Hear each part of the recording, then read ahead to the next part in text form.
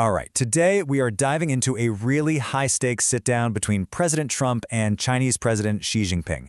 I mean, you've got a trade war brewing and a ton of pressure back home. So this one meeting, it could literally reshape the global economic map. Let's get right into it. So let's be clear, this is way more than just your standard diplomatic handshake. The economic relationship between the US and China has been, well, let's just say it's been pretty strained for months. So the whole world is looking at this face-to-face meeting as maybe the last big chance to pull back from the brink. And President Trump himself really set the stage for this. He ramped up the anticipation by saying the world is watching for something very exciting. So he's basically telling everyone, from Wall Street to your street, that the outcome of this talk is on everybody's radar. But you know, a meeting like this never just happens in a bubble.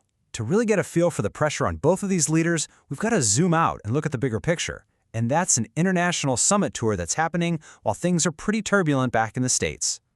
So, the actual meeting is going down in South Korea at the Asia-Pacific Economic Cooperation Summit. You've probably heard it called APEC.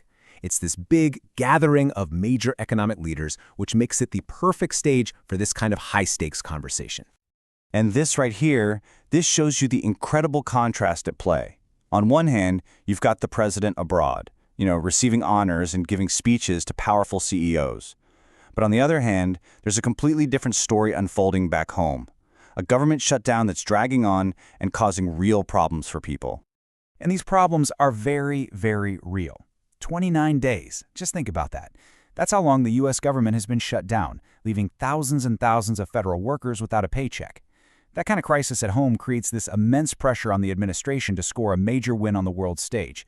So, with all that intense pressure coming from back home, the number one thing on the agenda for this meeting with President Xi becomes crystal clear. They have to find a way to cool things down, to de-escalate this trade war between the two biggest economies in the world. And, even before the two leaders actually shake hands, we're seeing some little signs of a potential thaw. Word on the street from trade sources is that China just bought U.S. soybeans for the first time in months. Now, it's a small step, but it's a huge symbol, kind of like an olive branch. So, the big question is, what would a deal here actually look like? Well, based on all the reporting and analysis, a framework is starting to take shape, and it looks like a classic diplomatic trade-off. Okay, so the potential deal is basically a three-part exchange. First, China would promise to buy more American farm products, like those soybeans we just talked about.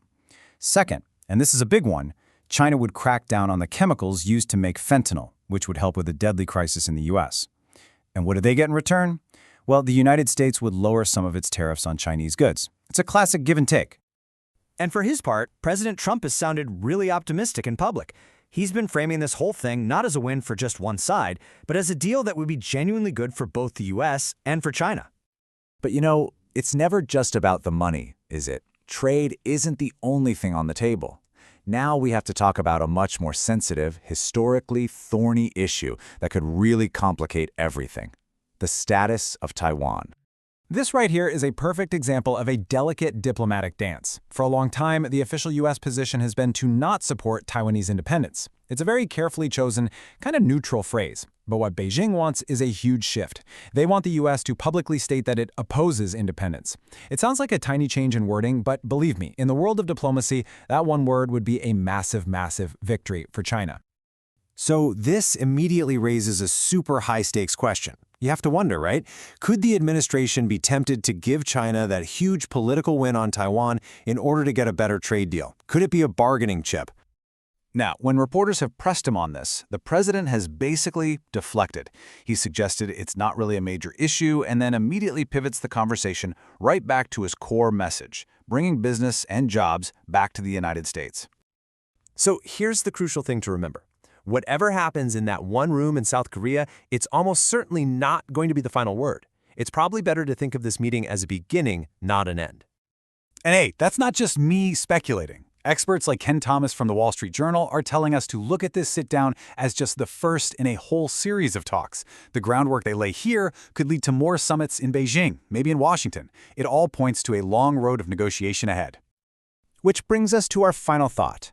As the world watches these two leaders meet, what are we really looking at here? Is this whole thing about a short-term deal something to calm down the anxious markets and score a quick political win? Or are we watching the opening chapter of something much bigger, a fundamental realignment of the economic relationship between the two most powerful countries on the planet?